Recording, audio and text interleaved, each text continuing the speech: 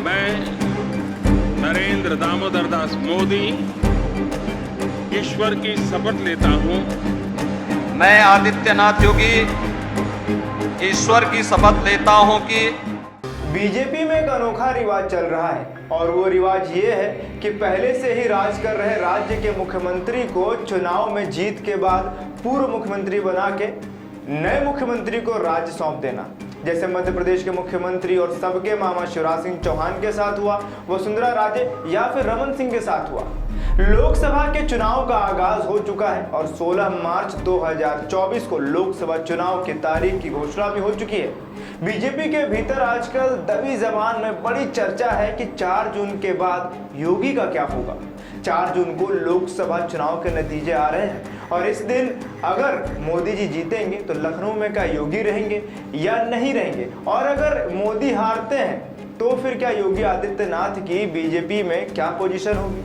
सवाल बड़ा मुद्दे का है, मुख्यमंत्री का है, प्रधानमंत्री का है और एक पार्टी का है। चर्चा इस बात की है कि क्या जिस तरह मोदी जी ने मध्य प्रदेश में शिवराज सिंह चौहान को मुख्यमंत्री की कुर्सी से नीचे उतार दिया या फिर वसुंधरा राजे का हिसाब कर दिया या फिर रमन सिंह की छुट्टी कर दी, तो क्या इसी तरह से इसी तर्ज पर अमित शाह और नरेंद्र मोदी उत्तर प्रदेश के 2 बार के मुख्यमंत्री योगी आदित्यनाथ का हिसाब करने जा रहे हैं।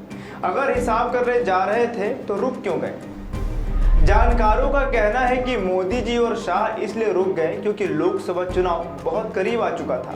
शायद इसलिए गुजरात की जो लॉबी है योगी जी को उत्तर प्रदेश में कुछ वक्त दे चुकी है। उत्तर प्रदेश की कहानी छत्तीसगढ़, मध्य प्रदेश, राजस्थान से थोड़ी सी अलग है क्योंकि उत्तर प्रदेश में 80 सीटें हैं और देश में सबसे ज्यादा लोकसभा की सीट उत्तर प्रदेश में ही है।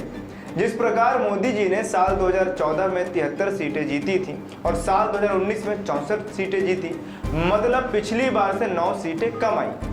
अब इस गैप को लेकर मोदी जी थोड़े चिंतित हैं और अपना हर कदम फूंक फूंक के रख रहे हैं और इस बार मोदी कम से कम 70 सीटें जीतना चाहते हैं और इसलिए योगी आदित्यनाथ को इस चुनाव तक वो डिस्टर्ब नहीं करना चाहते। अब बात चल ही रही है कि 2024 के बाद यानी कि 4 जून के बाद जो अगला मुख्य बड़ा चुनाव उत्तर प्रदेश में होगा, गुजरात लॉबी का कहना है कि 2024 का वक्त मोदी जी के लिए बिल्कुल सही वक्त है, सही समय है योगी को किनारे करने का, क्योंकि मोदी के बाद योगी ही पीएम का चेहरा होंगे और गुजरात लॉबी इससे घबराती है। योगी जी से गुजरात लॉबी बेहद घबराती है। मोदी जी किसी को हटाना नहीं चाहते हैं, लेकिन सत्ता का बड़ा संघर्ष होता है जहां पर एम्बिशंस का टकराव होता है, क्योंकि मोदी जी कहीं ना कहीं ये जरूर मानते होंगे कि आदित्यनाथ योगी भी प्रधानमंत्री का एक बड़ा चेहरा बनेंगे। क्योंकि जब योगी दूसरी बार शपथ ले रहे थे तब पूरे प्रदेश में ही नहीं बल्कि पूरे देश में ये चर्चाएं शुरू हो गई थी कि मोदी के बाद अब योगी बनेंगे प्रधानमंत्री। प्रधानमंत्री नरेंद्र मोदी आज की तारीख में योगी को कुर्सी का चैलेंजर मानते हैं, क्योंकि योगी के साथ जो ठाकुर की लॉबी है या फिर जो भी ब्यूरोक्रेट्स हैं या चंद लोग हैं, उनके बेहद करीब के लोग हैं, वो हमेशा पिच करते आए हैं और जोर देते आए हैं कि Yogi Adityanath prime minister material है और लखनऊ के बाद उनकी अगली मंजिल दिल्ली है। और वहीं अमित शाह को लगता है कि जब कभी भी बीजेपी में अगर मोदी प्रधानमंत्री फिर से बनते हैं या जब कभी बीजेपी में सत्ता संघर्ष होगा कि मोदी के बाद कौन, तो योगी जी सबसे बड़े चैलेंजर होंगे। इसलिए एक अदावत भी है कि और उत्तर प्रदेश में आज की तारीख में योगी और अमित शाह की लॉबी में डिवाइडेड है, जहां 2 डिप्टी चीफ मिनिस्टर, एक केशव प्रसाद मौर्य और दूसरे ब्रजेश पाठक हैं जो अमित शाह के हिमायती हैं। अमित शाह और योगी मोदी के राइट हैंड है और लेफ्ट हैंड है, क्योंकि पोस्टर्स पर ये 2 बड़े चेहरे मोदी के साथ अक्सर दिख जाया करते हैं। योगी उन नेताओं में से हैं जो किसी के हाथ की कठपुतली बनकर नहीं रह सकता, वो किसी के इशारे पर काम नहीं कर सकते। योगी आदित्यनाथ अपने को उत्तर प्रदेश के मुख्यमंत्री मानते हैं, ताकतवर मुख्यमंत्री मानते हैं और बहुत से मसलों पर झुकते नहीं हैं, क्योंकि उन्हें रबर स्टैंप बनना बिल्कुल पसंद नहीं है। अगर तीसरी बार प्रधानमंत्री मोदी बनते हैं और अगर सीटें अच्छी खासी आई तो फिर योगी जी के दिन अच्छे नहीं हैं। लेकिन मोदी जी अगर 2024 यानी 4 जून को 272 तक नहीं पहुंचते हैं या 260 पे रुक जाते हैं या फिर 265 पे रुक जाते हैं या फिर समझ लीजिए कि पहुंचते पहुंचते 260 पे रुक जाते हैं या 265 पे रुक जाते हैं, तो 240 पे रुक जाते हैं, तो बड़ी मुश्किल से सरकार बना पाते हैं। सरकार तो इस कमजोर स्थिति में मोदी जी, योगी जी को फिर हटा नहीं पाएंगे और योगी को फिर हटाना बहुत टेढ़ी खीर हो जाएगी। और हाँ, अगर 240 से भी नीचे चले गए मोदी जी तो चुनाव ही हार गए तो बीजेपी में जो सबसे ताकतवर नेता होगा वो योगी ही होंगे।